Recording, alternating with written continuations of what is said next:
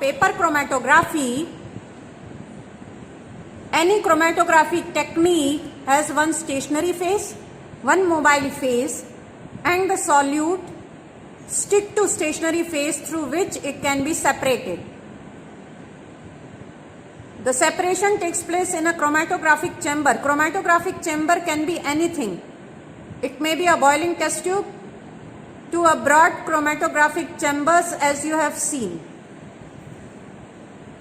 So first we will keep solvent in the chromatographic chamber to make it well saturated. Well saturated means its vapor will occupy the whole chromatographic chamber. So during saturation procedure, the chamber, whatever we have selected, whether it may be boiling test tube or whether it may be a beaker kind of thing, it should be kept closed. As we are interested for the separation of amino acids, the solvent here is a combination of butanol, glacial acetic acid and water with the ratio of 4:1:1. So keep for saturation for 15 minutes. As in paper chromatography, we are dealing with the paper. That's it is Whatman filter paper. The filter paper should be appropriately cut with even ends at the both sides.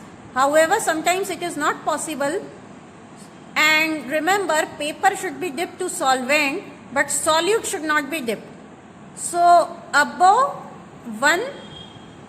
from the edge 1 to 1.5 centimeter, we make a pencil marking. And in this pencil marking, at the center we spot our amino acid, either mixture or in pure form. See, this is how we prepared the strip. These are Whatman filter paper, specially designed. Now, which solvent act as stationary phase here? Water molecules entrapped into the fibers of this paper act as stationary phase solvent. That's why this paper slightly shines, because of water molecule. We have made marking. As you can see, it's nearly 1 to 1.5 centimeter from the edge. That edge will be dissolved in the mobile solvent, and towards the center of the line we will put our sample. We have also put threads so that we can move our paper properly. So the first solute that we are adding is tryptophan through capillary towards the center.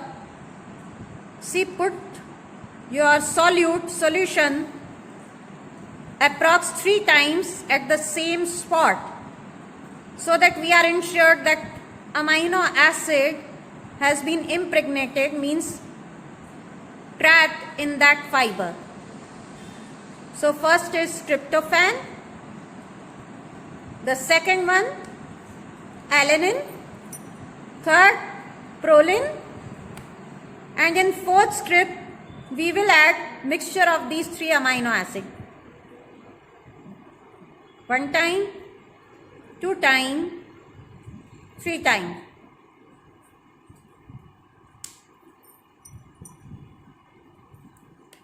Let the solute dry.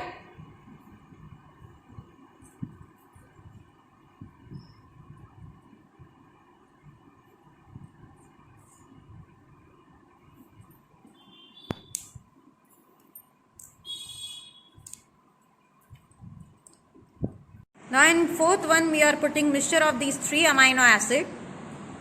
The question is, in which solvent we can prepare this amino acid mixture? Amino acids, commercially they are available in powder form. We make amino acid solution in 10% isopropanol.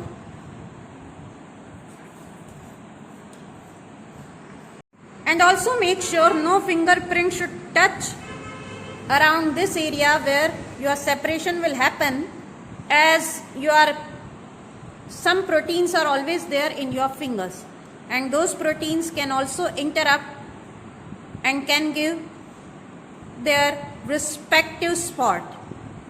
We want spot of only our solute. So this precaution you should keep in your mind. Now keep the papers dipped in the solvent. As you can see, the capillary action has started. See, near the marking, capillary action, through capillary action, solvent is moving upwards. Even in this condition, we need to keep close the chromatographic chamber. Now this is a small size chamber, so within 20 minutes, solvent front will reach towards the top, and then we will end our chromatographic procedure.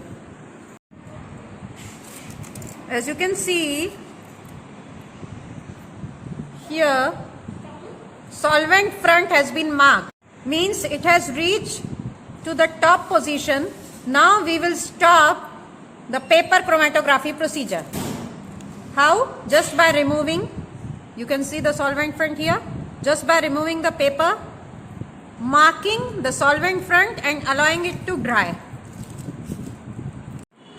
We have marked the solvent front here. Why this is important? After we see the solute spot after ninhydrin treatment, we need to calculate RF value, that is retention factor value, which is nothing but a formula where RF is equal to distance traveled by solute upon distance traveled by solvent. So this solvent front, from this mark to here, this is distance traveled by solvent. So allow it to dry for nearly half an hour.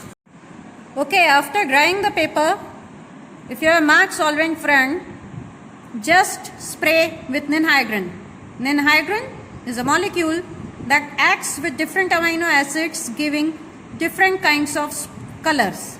So if there is amino acid, there will be formation of special kind of color. Let's see. As you can see, after ninhydrin spray, we got various respective color. See, ninhydrin, when reacts with amino acid, it gives blue color, but except for proline, because actually it acts on alpha amino acid, and proline is not a kind of alpha amino acid. Its amino group is not, amino and carboxy group is not free, because amino group is in the ring structure. That's why it gives yellow color, while all other amino acid gives blue color.